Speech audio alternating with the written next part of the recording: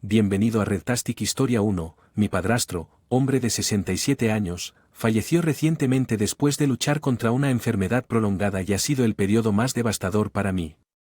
El correo enero del 24 era muy cercano a mi padrastro, me adoptó después de casarse con mi madre y ha sido todo lo que oré en un padre él era.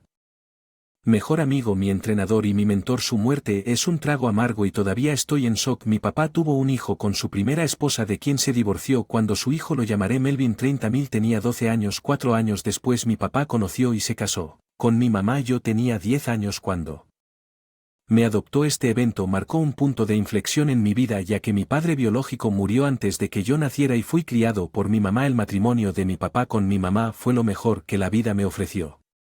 Finalmente tuve un padre y él me trató como a una familia. No decir lo mismo de mi hermanastro Melvin, él era mucho mayor que yo, pero no fue así. Evitar que sea un matón malo y no dejó pasar ninguna oportunidad de llamarme gorronero o cualquier nombre desagradable que se le ocurriera al principio. Le informaría a mi mamá, pero ella me pidió que le diera tiempo para venir ya. Era descontento por el nuevo matrimonio de su padre y por ser hijo único. Adaptarse no sería fácil, esto solo lo hizo más atrevido y peor. Yo estaba a salvo solo cuando él estaba en la universidad. Apenas regresaba a casa y llamaba solo cuando estaba en un aprieto y necesitaba dinero. Melvin dejó de hacerlo toda conmigo después de que se graduó y consiguió un gran trabajo. Sentí que las cosas mejorarían entre nosotros cuando me incluyó en su comité de amigos y me hizo contribuir a su boda solo para bloquearme después. Se aseguró de informarnos solo mi familia pudo asistir a su boda, así que mi mamá y yo no fuimos. Él también eliminó a papá de su lista de bodas después de un ligero altercado. Fue bastante desgarrador cuando vi a papá tratando de ocultar sus lágrimas cuando Melvin hizo esto. Papá pagó su educación universitaria y lo ayudó. Consiguió su primer trabajo y patrocinó la boda, pero Melvin sintió que no era lo suficientemente bueno cuando papá enfermó. Nos comunicamos con Melvin pero él nunca nos respondió. Tuve que ir a visitarlo cuando era obvio que la salud de papá se estaba deteriorando y me había pedido que lo hiciera. Contactar a Melvin, su enfermedad había consumido mis ahorros y necesitaba ayuda financiera ya que ya no tenía mucho y estaba muy endeudado porque tuve renunciar al trabajo para ser el cuidador de mi padre. Mis esfuerzos para que Melvin al menos viera a su padre estaba muerto al llegar, ya que no quiso escucharme, más bien me echó de su casa amenazándome con llamarme a la policía si regresaba. Dijo que papá hizo su cama y que no había necesidad de gastar dinero. Mantenerlo con vida ya que él iba a morir de todos modos. No volvimos a saber de él hasta el día del funeral de papá. Él apareció en el último minuto y me arrinconó después del funeral preguntando sobre el testamento de papá. Me tomó toda mi fuerza de voluntad. Para evitar golpearlo lo empujé y se unió. Los demás que se presentaron para presentar sus últimos respetos después del funeral. El albacea del testamento de papá nos dijo que papá había solicitado que liquidáramos sus bienes y los dividiéramos entre sus pocos parientes, por lo que Melvin obtuvo $1.000. 2 organizaciones benéficas de las que ha sido parte obtuvo $5.000 cada uno. Parientes recibieron $1.000 cada uno y el resto nos lo dio a mí y a mi mamá con la cláusula de que cuidaríamos de su hermana mayor.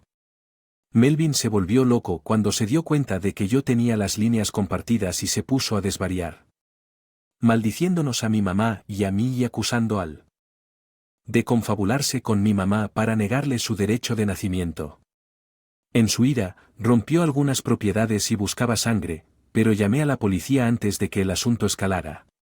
Melvin me llamó después de que se fue preguntando que comparto mi herencia con él. Dijo que era injusto que me quedara todo cuando no soy de sangre de su padre. Le dije que no iba a hacer, que tal vez no sea de su sangre, pero papá era mi padre y yo era su hijo. Le recordé sus acciones hacia papá y le dije que no era mi culpa que se negara a ser parte de la vida de papá y eligiera ser un ingrato y ensimismado. Siguió tratando de obligarme a ceder, pero yo me mantuve firme. Mi terreno. Melvin amenazó con impugnar el testamento y ha iniciado una campaña de desprestigio contra mí y la gente me llama imbécil por no ceder a su demanda. ¿Soy un imbécil aquí? Actualización. Hice una publicación hace casi un año sobre compartir mi Herencia con mi hermanastro hace 4 años, así que creo que te mereces la actualización. Mi hermanastro intentó impugnar el testamento pero su caso fue desestimado, ni una sola audiencia. También perdió a la mayoría de sus seguidores desde que descubrieron que era horrible con papá gracias a la amabilidad de papá. Estoy libre de deudas. Invertí del dinero y comencé un pequeño negocio con el resto. A mi mamá y a mi tía madrastra les va bien y a mí también. Aún extraño a mi papá, pero sé que está descansando en paz. Lo siento. La pérdida de tu padre apenas más un hijo para el que Melvin y creo que él también. Sabía. No puedo creer el descaro de él, no quiere tener nada que ver con su padre, pero quiere su herencia después de su muerte, esa es suya. El dinero de papá si no quiere tener nada que ver con el hombre entonces tampoco debería querer tener nada que ver con su dinero. Me alegra que tu mamá, tu papá hermana estén bien, te mereces lo mejor, Oupi, sé que tu papá está descansando. Pacíficamente también, te cuento que soy bastante cercano a mi hermano y a su esposa desde que la conozco, mi cuñada ha tenido un sobrepeso decente, no hasta el punto de que realmente afectó mucho su vida, pero aún así notable hablé. Mi hermano y mi cuñada casi todos los días durante la cuarentena a través de estas conversaciones descubrí que mi cuñada decidió perder peso durante el encierro y decidió seguir esta filosofía de dieta en la que no se cuentan calorías o restringir los alimentos. Se supone que debes aumentar la cantidad de ejercicio y al mismo tiempo gradualmente los alimentos no saludables y reemplazarlos por otros más saludables. Se supone que te hará más saludable y eventualmente te llevará a perder peso. Todo esto me pareció bien y apoyé a mi hermana. Mi cuñada siempre que hablábamos, sin embargo, ella decía que en realidad no estaba perdiendo mucho peso, pero pensó que era porque estaba músculo ayer. Finalmente pude visitar a mi hermano y a mi cuñada después de 3 meses de diferencia. Noté que no había perdido peso y no parecía particularmente más musculosa, pero no dije nada durante mi visita y terminó mostrándome la mezcla de frutos secos que había cambiado por todos sus bocadillos porque tenía cosas saludables. Tenía como chocolate amargo y frutos secos. Lo probé y estaba realmente bueno, pero cuando leí el paquete noté que había casi 300 calorías por porción y me di cuenta de que mi cuñada estaba comiendo más de un par de porciones a la vez. Realmente no pude detenerme y le pregunté si se daba cuenta de cuántas calorías. Aparentemente no tenía idea de que su reacción inmediata fue de shock y tal vez un poco de tristeza, pero me fui poco después y eso sin embargo, esta mañana recibí un mensaje de texto largo de mi hermano y él estaba realmente enojado y dijo que debería haber mantenido la boca cerrada porque ahora mi cuñada estaba luchando con su cuerpo y su dieta, aparentemente estaba convencida de que se había vuelto mucho más saludable, pero ahora pensaba que era un fracaso y que iba a empezar a contar calorías. ¿Soy idiota? No eres igual de OP.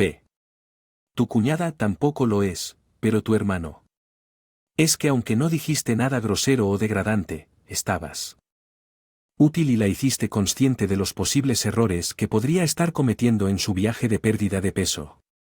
Tu hermano probablemente esté enojado porque odia ver a su esposa triste, pero tiene que hacerlo. Entiendo que no pretendías hacer ningún daño y estoy seguro de que tu cuñada está de acuerdo en que no lo haces. Espero ella comience a ser más consciente de su consumo de calorías y obtenga los resultados que espera ahora por algún tiempo.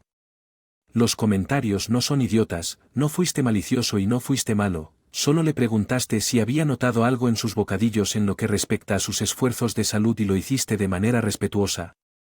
Triste, pero no es así.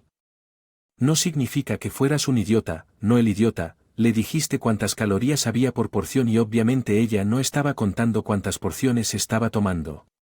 Dijiste que quería perder peso con una determinada dieta que no requiere que cuentes calorías solo porque no estás contando calorías no significa que no tengas.